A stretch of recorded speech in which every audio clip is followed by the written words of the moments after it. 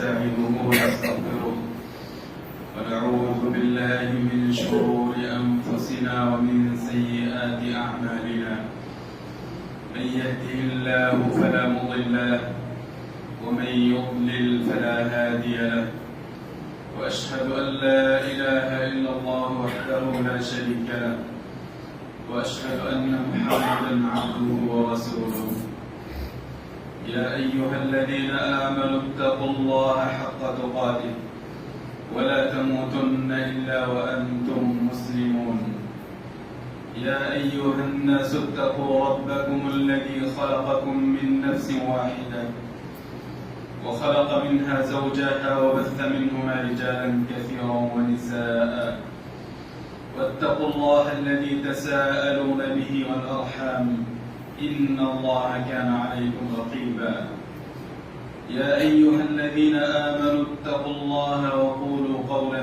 سديدا يصلح لكم أعمالكم ويغفر لكم ذنوبكم ومن يطع الله ورسوله فقد فاز فوزا عظيما أما بعد فإن خير الحديث كتاب الله وخير الهدي هدي محمد صلى الله عليه وسلم وشر الأمور محدثاتها وكل محدثة بدعة وكل بدعة ضلالة وكل ضلالة في النار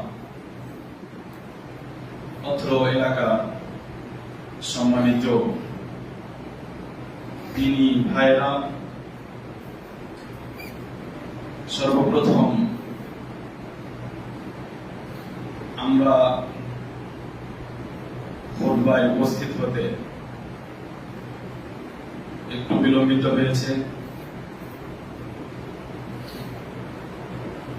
যার কারণ আমাদের ক্ষমতার বাইরে ছিল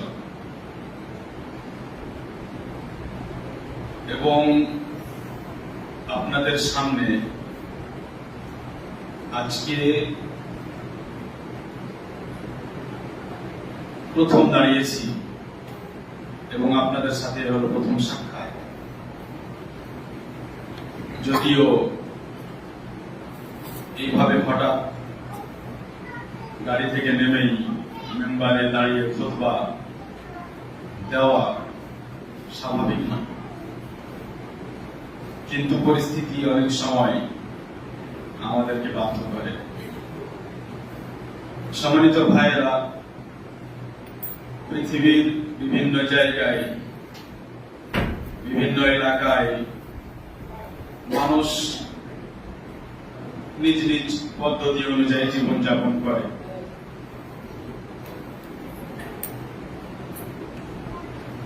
কিন্তু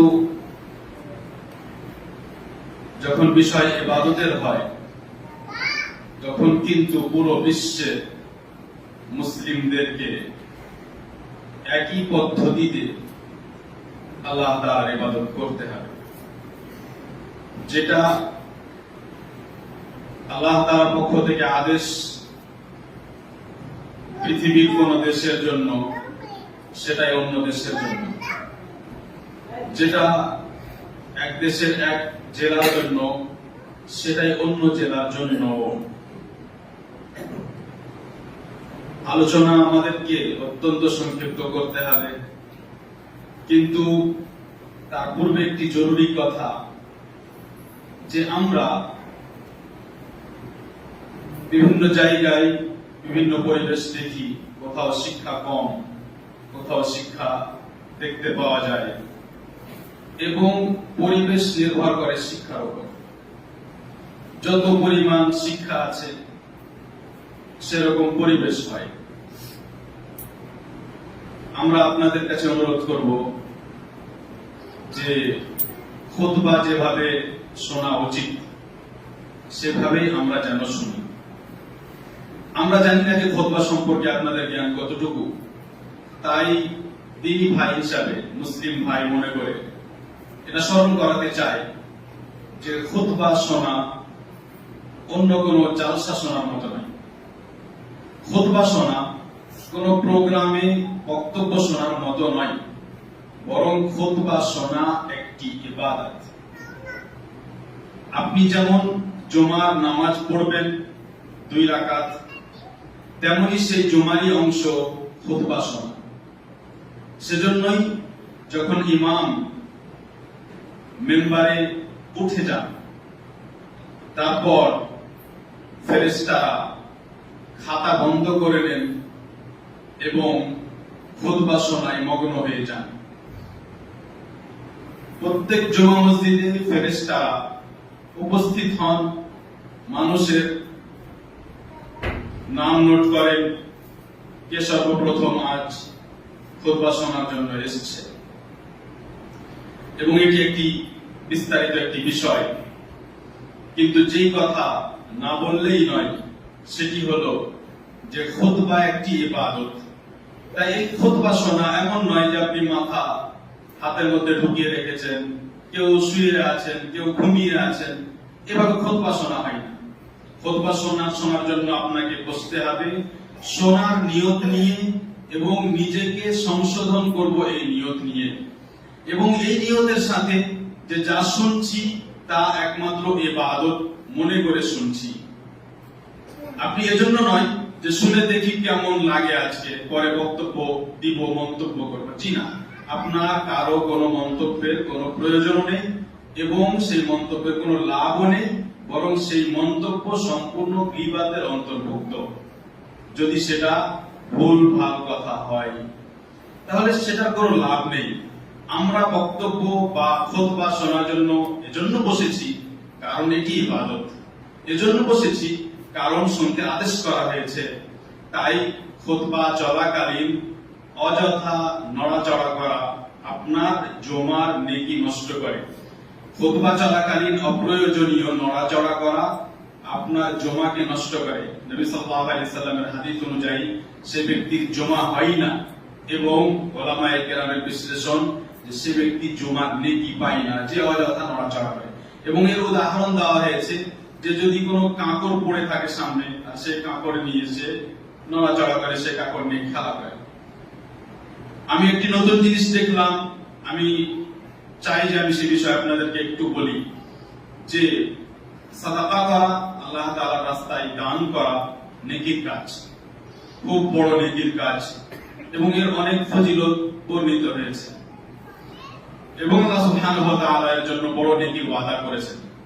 কিন্তু বিভিন্ন জায়গায় মানুষ সাদাকা করার জন্য বিভিন্ন পদ্ধতি নিজে নিজে বানিয়েছে, এবং সেগুলোকে ততক্ষণ পর্যন্ত ভুল বলা যাবে না যতক্ষণ না মানুষ সেটাকে ইবাদত এর নতুন পদ্ধতি মনে করবে যে এটি হলো ইবাদতের এই সাদাকা, এটি হলো পদ্ধতি, এইভাবেই করতে হয় বা এইভাবে করলে নেকি আছে। ততক্ষণ পর্যন্ত নিষেধ করা হবে না, কারণ সাদাকা করার জন্য আদেশ করা হয়েছে। যে কোনো রকম ভাবে মানুষ সাদাকা করতে পারে। কিন্তু কেউ যদি বলে উদাহরণস্বরূপ যে মসজিদের দরজার কাছে একটা বক্স লাগাতে হয় আর সেই বক্সে আপনাকে সাদাকা করতে হবে, না হলে সাদাকা করা যাবে না, এটি হলো শরীয়তের পদ্ধতি, তাহলে বলবো যে এটি হলো বিদআত। এবং এই হলো বিদআতের সংজ্ঞা, যে আপনি যখন কোন পদ্ধতিকে নির্দিষ্ট করবেন যেটা শরীয়ত নির্দিষ্ট করেনি, তখন সেটাই হবে মুশকিল। একটা বিষয় নিয়ে সাধারণত বিবেচনা আমরা করতে থাকি, সেটা হলো যে মসজিদে মানুষ সাদাকা এবং দান করার জন্য একটা পদ্ধতি করে নিয়েছে যেটা শুধু আমাদের এলাকাগুলোতে দেখতে পাওয়া যায়। আর সেটা হলো যে কোনো কৌটায় কিংবা টুপি নিয়ে কেউ দাঁড়ায় বা কৌটায়, সেখানে দান দিতে থাকে, মানুষ এক এক করে দিতে থাকে। এই বিষয়ে আমরা কিছু বলতে চাচ্ছি না, কারণ আলেম ওলামার সামনে এটা হচ্ছে এবং কেউ এই বিষয়ে কিছু বলে না।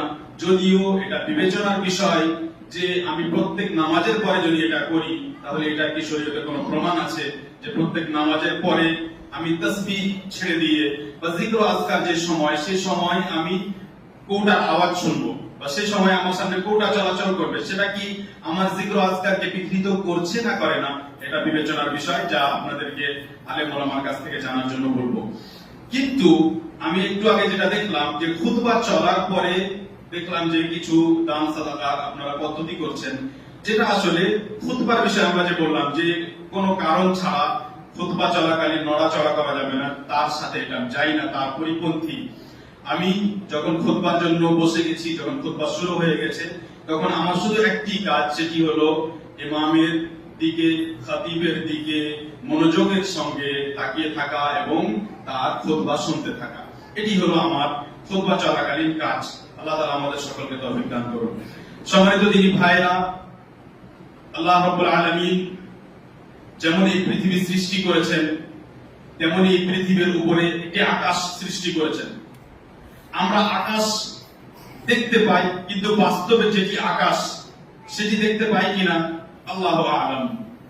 কারণ সেই আকাশ সম্পর্কে নবী সাল্লাল্লাহু আলাইহি ওয়াসাল্লাম দরজার কথা উল্লেখ করেছেন যে সেই আকাশের দরজা আছে, সেই আকাশের দরজা খোলা হয়েছে এবং সেই আকাশের দরজা খোলা হয় অমুক অমুক সময়।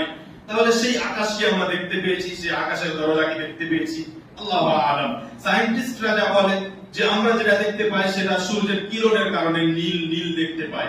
আমার উদ্দেশ্য হলো যে আমরা উপরে আকাশ বলে কিছু দেখতে পাই, কিন্তু এই আকাশের উপরেও আরো 6টি আকাশ আছে কোরআন হাদিসের প্রমাণ অনুযায়ী।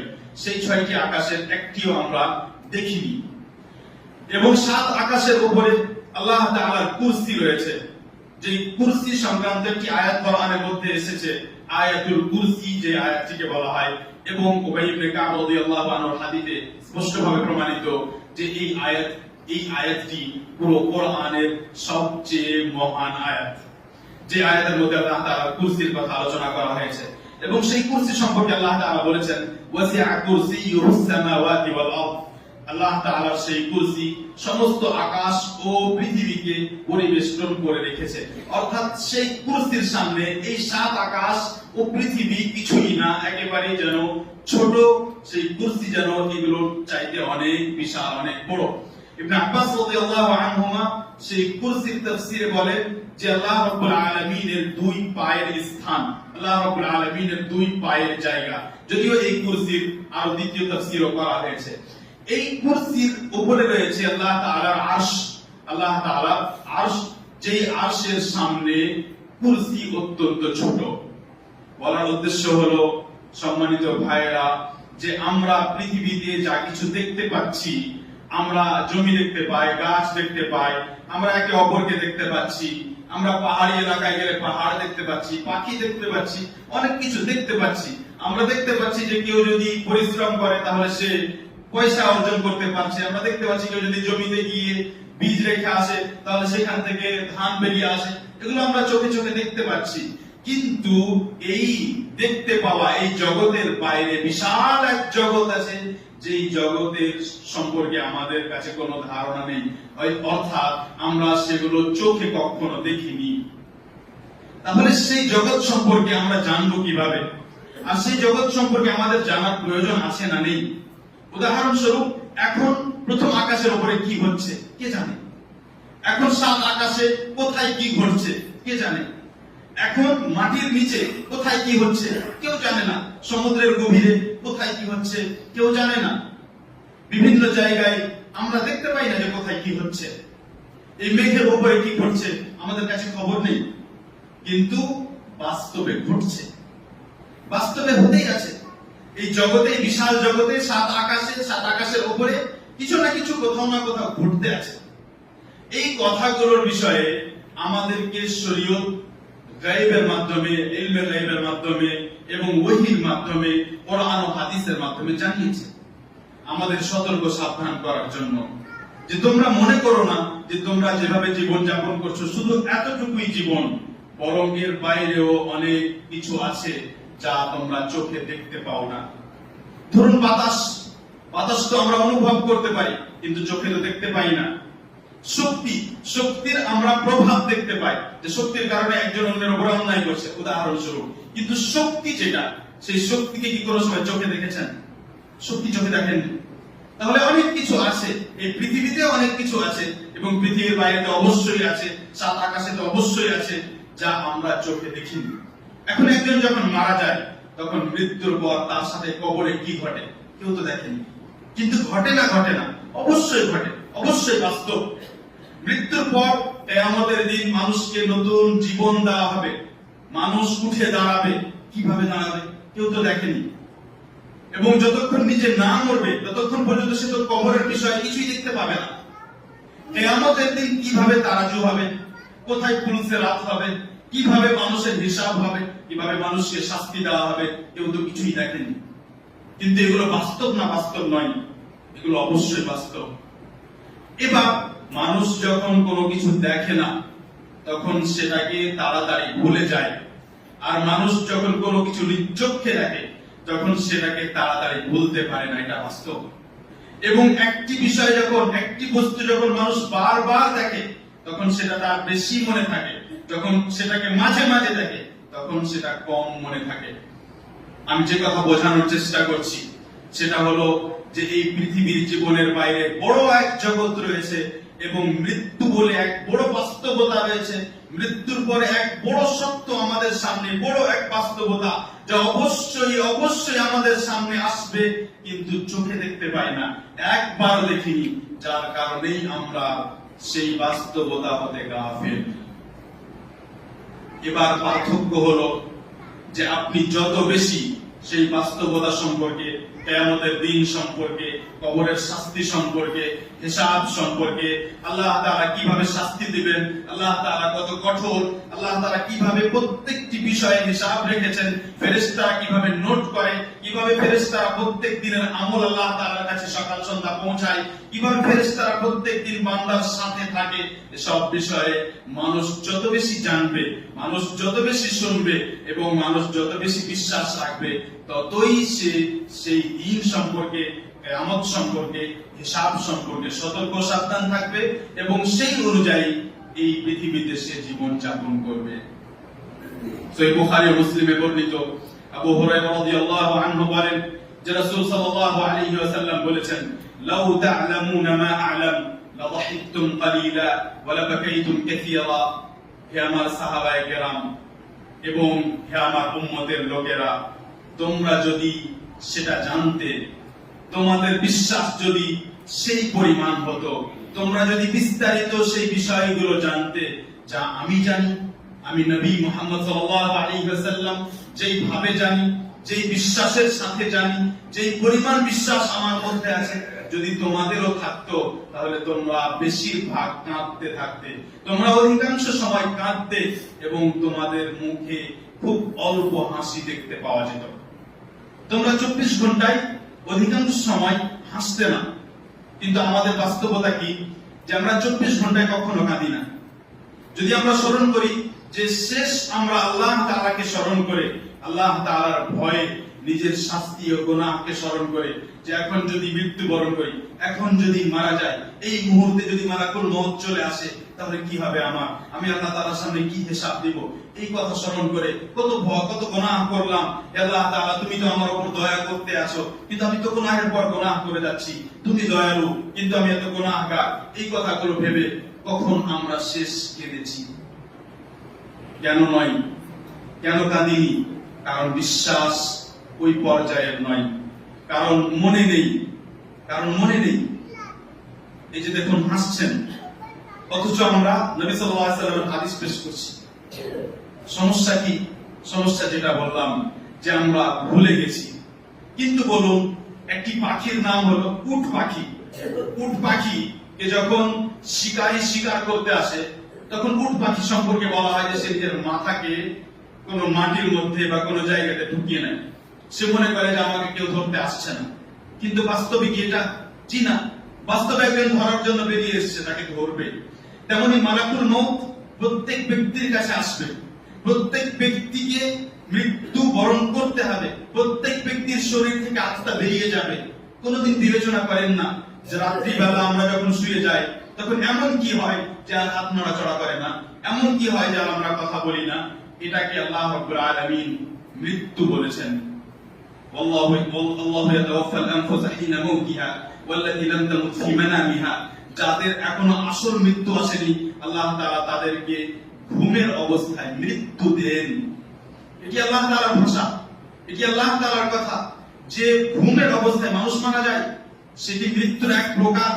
সেই সময় আপনি মৃত্যুবরণ করেছেন, সেই ভয় কোথায় যে আমার কাছে যেমন মৃত্যু আসে ঘুমের সময়, যে কোনো সময় আমার কাছে মালাকুল মউত আসবে। সম্মানিত দিনী ভাইয়েরা, এই যুগ এমন যুগ যে যুগে সবকিছু দ্রুত হচ্ছে। অনেক দূরের পথ আপনি খুব অল্প সময়ে পার করে চলে যাচ্ছেন।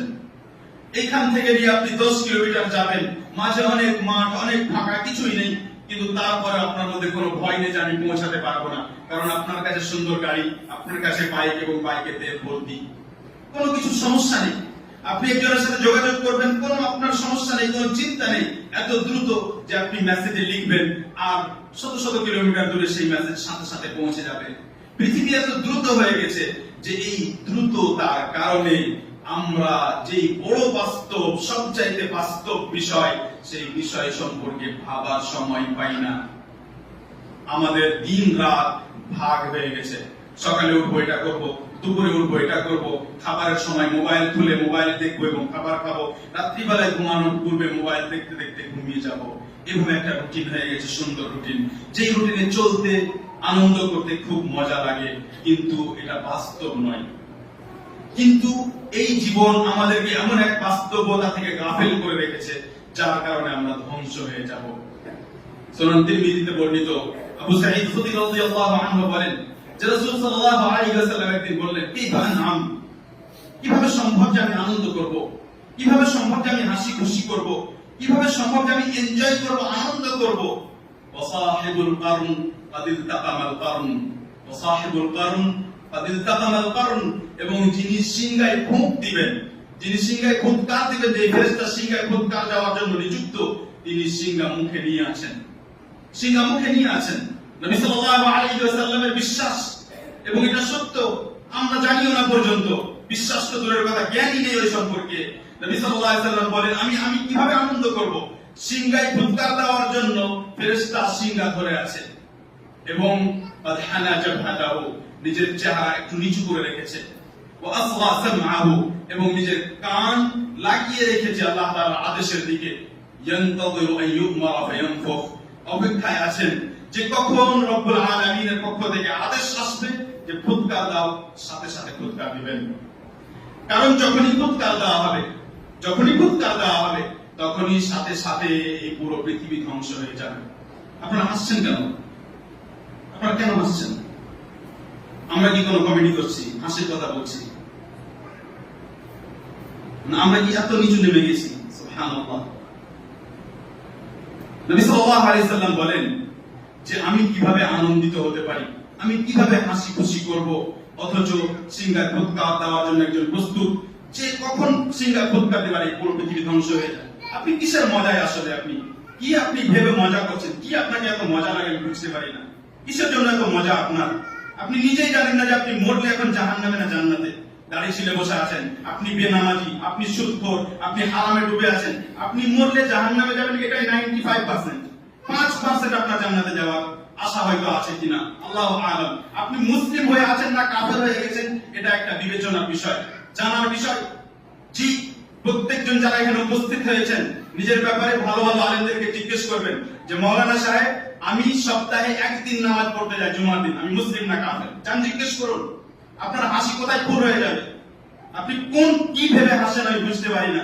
এত হাসি কিসে? যখন আমরা নবী সাল্লাল্লাহু আলাইহি ওয়াসাল্লামের কথা বলছি, যখন আমরা আল্লাহ তাআলার ভয়ের কথা বলছি, তখন পর্যন্ত হাসি, তার মানে ভাবুন যে অন্তর কত কঠোর হয়ে গেছে, ভাবুন যে অন্তর কত কাফের হয়ে গেছে। আল্লাহ রাব্বুল আলামিন বলেন, ইকতারাবা লিন-নাসি হিসাবুহুম, মানুষের হিসাবের সময় চলে এসেছে। হিসাব কি? এটা খাতা কলমের হিসাব, যে কত টাকা নিয়েছেন আর কত টাকা দিয়েছেন, এটা রব্বুল আলামিনের সামনে হিসাব। সেখানে আপনার বাবার কোনো কথা চলবে না, আপনার চাচার কোনো কথা চলবে না, আপনার কোনো মরল সর্দারের কথা চলবে না, আপনার প্রধানমন্ত্রীর সাথে যোগাযোগ থাকলে কোনো কাজে আসবে না। সেখানে আপনাকে আল্লাহ তাআলার সামনে হিসাব দিতে হবে। এই হিসাবের সময় ঘনিয়ে এসেছে। ওহুম ফি গাফলাতিন মু'রিদুন, তারপরেও মানুষ গাফলতিতে পড়ে আছে, তারপরেও হাসি খুশি, তারপরেও মজা। সে নিজের বিষয়ে জানে না যে আমি জাহান্নামে যাব না জান্নাতে যাব, আমি জাহান্নামের রাস্তায় না জান্নাতের রাস্তায়, তারপরে এত মজা। আমি বুঝতে পারি না এত মজা কিসের আপনার। এত মজার জন্য কারণ আপনি কানা, কারণ আপনি অন্ধ, চোখ বন্ধ করে জীবন যাপন করছেন ওই উট পাখির মতো, সুতোর মুরগের মতো, উট পাখির মতো, না কিছু হয় না, সব ঠিক আছে। সেই জন্য মনে হচ্ছে যে খুব আনন্দ, খুব মজা, ফুর্তি করছেন। কিন্তু যেদিন এই চোখ বন্ধ হয়ে যাবে, যেদিন ফেরেশতা উপস্থিত হয়ে যাবে, সেদিন আপনার মজা, সেদিন আপনার আনন্দ, হাসি খুশি কোথায় ফুল হয়ে যাবে। লজ্জা করা উচিত আল্লাহ তাআলার সামনে, আমাদেরকে লজ্জা করা উচিত। আল্লাহ রাব্বুল আলামিন দেখছেন আমাদেরকে 24 ঘন্টা, 7 দিন, 1 মাস, সব সময়। এক মুহূর্তের জন্য এমন হয় না যে আল্লাহ তাআলা একটু ঝিমানো আসে, ঝিমান একটু, চোখ বন্ধ হয় না, কোন সময় ঘুম আসে না, তন্দ্রা নিদ্রা কিছু স্পর্শ করে না, সব সময় আল্লাহ তাআলা আমাদেরকে দেখছেন, আর তার সামনে কোনো লজ্জা নেই, কোনো লজ্জাই নেই। মনে হচ্ছে যে জীবন যাপন আমরা যেভাবে চাই সেভাবে করতে পারি, মনে হচ্ছে এই পৃথিবী আমাদের নিয়ন্ত্রণে চলছে। জি না, এখানে আমরা শুধুমাত্র আমল করার জন্য পৃথিবীতে চলাচল করছি। এই আমল আল্লাহ তাআলা সব সময় প্রত্যক্ষ করছেন, সব সময় দেখছেন এবং ফেরেশতারা নোট করছেন। মৃত্যু একটা সত্য, এই মৃত্যুর সত্যকে সব সময় মনে করার প্রয়োজন আছে। যখন আপনাকে বেশি মজা লাগতে লাগবে, আপনি বিরিয়ানি খাচ্ছেন আর সামনে মোবাইলে গান বাজনা দেখছেন, খুব মজা লাগছে। আরো মজা যদি লাগে আপনাকে, আপনি এসিতে বসে আছেন, আরো মজা যদি আপনাকে লাগে যে আপনি খুব দারুণ একটা বাড়িতে বসে আছেন, খুব মজা লাগছে, আপনি ধরুন ওই মজার সময় আপনি স্মরণ করুন যে যদি এই বিরিয়ানি শেষ হওয়ার পরেই মালাকুল মউত আমার কাছে এসে আসসালামু আলাইকুম বলে, কেমন লাগবে আপনাকে? সেই জন্য নবী সাল্লাল্লাহু আলাইহি ওয়াসাল্লাম হাসতে পারতেন না। সেই জন্য সাহাবায়ে কেরাম নবী সাল্লাল্লাহু আলাইহি ওয়াসাল্লামের হাসি বর্ণনা করেছেন যে তার হাসি অধিকাংশ সময় শুধু মুচকি হাসি হতো, হি হি হা হা করে কোনো সময় হাসেননি। আমরা তো মিথ্যা কথা শুনে, কার এদিক ওদিকের কথা শুনে, মোবাইলে কি না কি দেখে হি হা হু হা করে বেড়াচ্ছি, আর আমাদের হৃদয় শক্ত হয়ে গেছে। এবং নবী সাল্লাল্লাহু আলাইহি ওয়াসাল্লাম বলেছেন সত্য এটা, ফাইন্না কাসরাতাল যাহিক তুমিদুল কলব, বেশি বেশি হাসলে অন্তর মরে যায়, হৃদয় মারা যায়। বেশি বেশি হাসার কারণে, বেশি বেশি আনন্দ ফুর্তি করার কারণে, মন মতো চলতে থাকার কারণে হৃদয় মরে গেছে, মরে গেছে হৃদয়। মুসলিম ব্যক্তি আহলে হাদিস হওয়ার পরে তার সামনে জাহান্নামের আগুনের কথা আলোচনা করা হয় আর সে সেটাকে পরোয়া করে না। বুঝতে পারছেন আমরা কোথায় পৌঁছেছি, আমরা কোন নিচু জায়গাতে নেমেছি? এতে ক্ষতি কার করবেন আপনি? এতে একমাত্র নিজের ক্ষতি করবেন। এবং এই কথা মনে রাখতে হবে যে জান্নাতে যাদের যাওয়া হবে, যারা জান্নাতে যাওয়ার সৌভাগ্য পাবে, তাদের সংখ্যা খুব কম হবে। সেজন্য আপনি আশেপাশে যে চারিদিকের মানুষকে দেখছেন, ও তো এরকম করছে, সেও তো এরকম করছে, এই ও আর সে এরা কি জাহান্নামে যাবে? অল্প মানুষ যারা ওই যে ৩-৪ জন কষ্ট করে, বুড়া বুড়া মানুষগুলো ছিঁড়া ফাটা পাঞ্জাবি পরে ভোর রাত্রে যারা মসজিদে ফজরের নামাজে উপস্থিত হয়, এই মানুষগুলোকে দেখুন যে এরা আবার কোন মানুষ?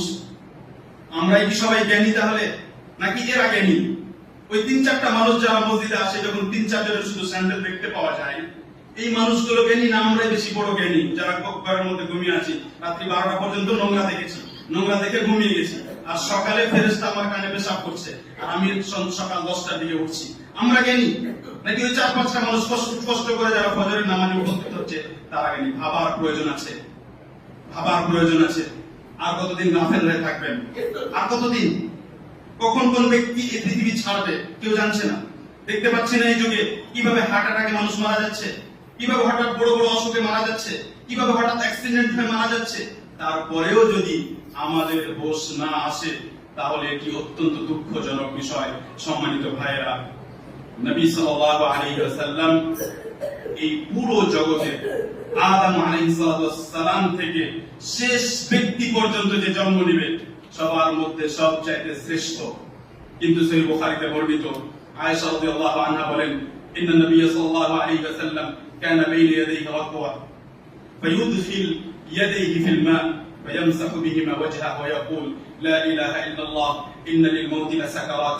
নবী সাল্লাল্লাহু আলাইহি ওয়াসাল্লাম নির্বাচিত ব্যক্তি, সমস্ত মানুষের গাইড হিসাবে, তাদের পথ প্রদর্শক হিসাবে যে ব্যক্তিকে বাছাই করা হলো, তিনি মৃত্যু শয্যায় শুয়ে আছেন এবং মৃত্যু যন্ত্রণা ভোগ করছেন, মৃত্যুর যন্ত্রণা অনুভব করছেন। এবং সেই মৃত্যুর যন্ত্রণা আয়েশা রাদিয়াল্লাহু আনহাকে বলছেন, আশেপাশের মানুষকে বলছেন, তার পাশে ছোট্ট একটি পাত্রে পানি রাখা আছে, তিনি নিজের হাত দয় সেই পানির মধ্যে রাখছেন আর সেই পানি দিয়ে নিজের মুখ মুছে নেওয়ার পরে বলছেন, লা ইলাহা ইল্লাল্লাহ ইন্না লিল মাউতি লাসাকারাত। অবশ্যই এই মৃত্যুর যন্ত্রণা হয়, অবশ্যই এই মৃত্যুর যন্ত্রণা খুব কঠিন, অবশ্যই এই মৃত্যুর কষ্ট খুব কঠিন। একথা মুহাম্মদ সাল্লাল্লাহু আলাইহি ওয়াসাল্লাম বলেছেন, যিনি 5 ওয়াক্ত সালাত তো পড়েছেন, যিনি রাত্রি বেলায় লম্বা লম্বা নামাজ পড়েছেন, যিনি এক এক রাকাতে সূরা বাকারা, আলে ইমরান, নিসা পড়ে শেষ করে দিয়েছেন, যিনি সব সময় আল্লাহ তাআলাকে স্মরণ করতেন, এমন কি কোন সময় ওযু নেই তারপরে আল্লাহ তাআলাকে স্মরণ করতেন, যিনি সব সময় এমন কি খাবার খেতে খেতে, ভালো ভালো খাবার খাওয়ার সময় পর্যন্ত তিনি সাহাবায়ে কেরামকে আল্লাহ তাআলার কথা স্মরণ করিয়েছেন, যিনি যিনি কোনো সময় কোনো গুনাহ করেননি, যার দ্বারা কোনো পাপ হয়নি, যাকে পৃথিবীতে আল্লাহ রাব্বুল আলামিন জান্নাত ও জাহান্নাম দেখিয়েছেন, যাকে পৃথিবীতে আল্লাহ রাব্বুল আলামিন জান্নাতের সুসংবাদ দিয়েছেন, তার যার পূর্বের ও পরের সমস্ত গুনাহ ক্ষমা করে দেওয়া হয়েছে, তার অবস্থা হলো যে তিনি মৃত্যু সজ্জায় বলেন যে লা ইলাহা ইল্লাল্লাহ, মৃত্যুর যন্ত্রণা বাস্তব, মৃত্যুর কষ্ট খুব কঠিন, আমি আর আপনি কোন আনন্দে আনন্দিত আমি এখনো বুঝতে পারি না। আল্লাহ তাআলা আমাদের সকলকে ক্ষমা করুন।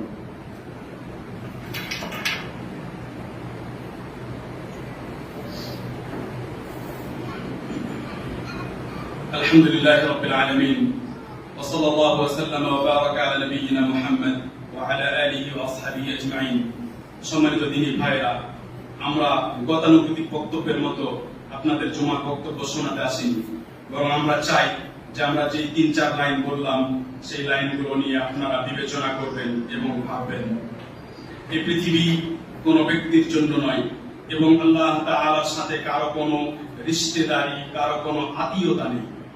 আল্লাহ তাআলার সাথে কোনো ব্যক্তির কোনো বিশেষ সম্পর্ক নেই যে আমার আল্লাহ, আমার আল্লাহ, আমার মাবুদ বলে আপনি পার হতে পারবেন না। আল্লাহ তাআলার সাথে বান্দার সম্পর্ক শুধু আমলের। যার আমল আছে সে পার হবে, যার আমল নেই সে পার হবে না। এই পৃথিবীতে যেমন টাকার মূল্য, এই পৃথিবীতে যেমন টাকা থাকলে ধনী, টাকা না থাকলে গরিব, ওই পৃথিবীতে ওই জগতে নেকি থাকলে ধনী, নেকি না থাকলে গরিব। টাকা এখানে থেকে যাবে, নেকি সাথে চলে যাবে। তাহলে আপনাকে দেখতে হবে যে স্থায়ী জীবন, সেই জীবনে আপনি ধনী হতে পারলেন না পারলেন না। আল্লাহ সুবহানাহু ওয়া তাআলা যেমন আজকের দিনকে আমরা জুমার দিন বলি, আরবিতে ইয়াউমুল জুমআহ, জুমার দিন। কোন ব্যক্তির কোন সন্দেহ আছে যে জুমার দিন বলে একটা দিন আছে? কারো কোনো সন্দেহ আছে? কারো কোনো সন্দেহ নেই। বৃহস্পতিবারের দিন বলি না যে কালকে জুমার দিন, জুমার দিন সকালে বলি না আজকে জুমার দিন আছে, বলি না বিভিন্ন সময় যে আজকে জুমার দিন, তার মানে এই জুমা ঘটবেই, এই জুমা হবেই। তেমনি আল্লাহ তাআলা বলেন ইয়াউমাল হাসরা ওয়া আনযিরহুম ইয়াউমাল হাসরা, নবী সাল্লাল্লাহু আলাইহি ওয়াসাল্লাম অনুতাপের দিন থেকে এদেরকে সাবধান করুন, আফসোস করার দিন থেকে, যেদিন মানুষ আফসোস করবে, যেদিন মানুষ অনুতপ্ত হবে, লজ্জিত হবে। ইয়াউমুল হাসরা, তার মানে এমন একটা দিন আসবে, কিয়ামতের দিন, যেই দিনে অবশ্যই মানুষ লজ্জিত হবে। যেমন জুমার দিনে জুমা অবশ্যই হবে, তেমনি ইয়াউমুল হাসরা, অনুতাপের দিনে অনুতপ্ত অবশ্যই হতে হবে। ইয়া লাইতানি কদ্দামতু লিহায়াতি, মানুষ বলবে হাই হাই, আমি তো আমার জীবন নষ্ট করলাম, যদি এই বাস্তব জীবনের জন্য কিছু নেক আমল করতাম। তেমনি সেই কিয়ামতের দিনকে আল্লাহ তাআলা ইয়াউমুত তাগাবুন বলেছেন। ইয়াউমুত তাগাবুন, হার জিতের দিন। অমুক জিতে গেছে, আমি হেরে গেলাম, অমুক সফল হয়ে গেল, এই ইঞ্জিনিয়ার হয়ে গেল, সে ডক্টর হয়ে গেল। জি না, এটা হার জিতের দিন নয়। হার জিতের দিন হলো কিয়ামতের দিন, এবং এটি আল্লাহ তাআলার কথা, যালিকা ইয়াউমুত তাগাবুন, সেদিন হলো হার জিতের দিন। আজ আমরা আপনাদেরকে বক্তব্যের শেষে বলি যে আমাদের প্রত্যেক ব্যক্তিকে আল্লাহ তাআলার কথা স্মরণ করা উচিত। কোন মুহূর্ত এমন নেই যেই মুহূর্তে শয়তান আমাদেরকে জাহান্নামের দিকে টেনে নিয়ে যাওয়ার চেষ্টা করে না। আপনি যদি এক মুহূর্তের জন্য গাফেল হন, এক মুহূর্তের জন্য আল্লাহ তাআলাকে ভুলে যান, সেই মুহূর্তেই শয়তান আপনাকে জাহান্নামের দিকে নিয়ে যাওয়ার চেষ্টা করবে। শুধু এমন নয় যে আপনি 5 ওয়াক্ত নামাজ ছেড়েছেন, যদি আপনি 1 ওয়াক্ত নামাজ শুধু দেরি করেন, বরং আপনাকে আরো কঠিন করে বলি, যদি আপনি 5 ওয়াক্ত নামাজি হন কিন্তু কোনদিন আপনি জোহরের প্রথম 2 রাকাত সুন্নাত ছেড়ে দিয়েছেন, ভেবেছেন যে এই 2 রাকাত সুন্নাত তো সুন্নাত ছেড়ে দিলে কোনো সমস্যা নেই, তাহলে তারপরে শয়তান আপনার জন্য চেষ্টা করবে যে ওই নামাজের পরের যে 2 রাকাত সুন্নাত সেটাও যেন ছুটে যায়, তারপরে চেষ্টা করবে যেন জামাত ছুটে যায়, তারপর চেষ্টা করবে যেন নামাজি ছুটে যায়। আপনাকে শয়তান নিয়ে যাওয়ার চেষ্টা করবে সর্বপ্রথম জাহান্নামে, আর এটাই হলো তার টার্গেট। আমরা ভুলে যেতে পারি, আমরা শয়তানকে ভুলে আছি, কিন্তু শয়তান কখনো ভুলে থাকে না। আমরা যে পরিবেশে বসবাস করছি সেই পরিবেশে জ্ঞানের অভাব, সেই পরিবেশে ইলম নাই, সেই পরিবেশে আল্লাহ তাআলার কথা কেউ শোনাবে সূক্ষ্মভাবে তার জন্য লোক নেই, সেই পরিবেশে যথাযথ ইলম না থাকার কারণে তাকওয়া পাওয়া যায় না, আমল পাওয়া যায় না, কারণ আসলে ইলমই তো অর্জন হয়নি। তাহলে আমার কাছে তাকওয়া ও আল্লাহ তাআলার ভয় আসবে কোথা থেকে? মানুষ একে অপরের সাথে কখনো কথা বলে না, আলোচনা করে না যে ভাই যে কোনো সময় মারা যেতে পারি, যে ভাই আপনি যে কাজটি করে মৃত্যু আল্লাহ তাআলা হারাম করেছেন। কোন ব্যক্তিকে দেখে আমরা এই কথা বলি না, আপনি যে এইভাবে জীবনযাপন করছেন এ তো কাবিরা গুনাহ, আপনি যে দাড়ি ছিলে রেখেছেন এ তো গুনাহের কাজ, আপনি তো এর কারণে জাহান্নামে যেতে পারেন। ওই যে মানুষটা নেশা করছে কেউ তাকে নিষেধ করে না, এই মানুষটা নামাজ পড়ে না কেউ তাকে নিষেধ করে না, কেউ হালাল হারাম বাছাই করে না নিষেধ করা হয় না, কেউ নেশা করে যাচ্ছে তাকে নিষেধ করা হয় না। আমরা একে অপরকে নিষেধ করি না, কারণ আমাদের কাছে জ্ঞানের অভাব রয়েছে। শুধু খুতবার দিনে কোনো আলেম একজন হয়তো কিছু কথা বলে এবং সেই খুতবার পরবর্তী খুতবা পর্যন্ত ওই বিষয়ে আর কোনো কথা হয় না, এবং আমরা একদিনের মধ্যেই বা হাফ দিনের মধ্যেই সমস্ত কথা ভুলে গিয়ে আবার নিজেদের পুরাতন রুটিনে ফিরে যায় এবং নিজেদেরকে ধ্বংসের দিকে এগিয়ে নিয়ে যেতে থাকি। আমরা যে সময় বসবাস করছি সেই সময় পুরো বিশ্বে বিভ্রান্তি ছড়িয়ে রয়েছে। সেটা আকীদাগত হতে পারে, ঈমানের বিষয় হতে পারে, সাহাবায়ে কেরামের বিরুদ্ধে হতে পারে, তাওহীদের বিরুদ্ধে, সুন্নাতের বিরুদ্ধে। পুরো বিশ্বে চারিদিকে বিভ্রান্তি ছড়িয়ে রয়েছে। এইখানে যদি আপনি সঠিকটাকে জানেন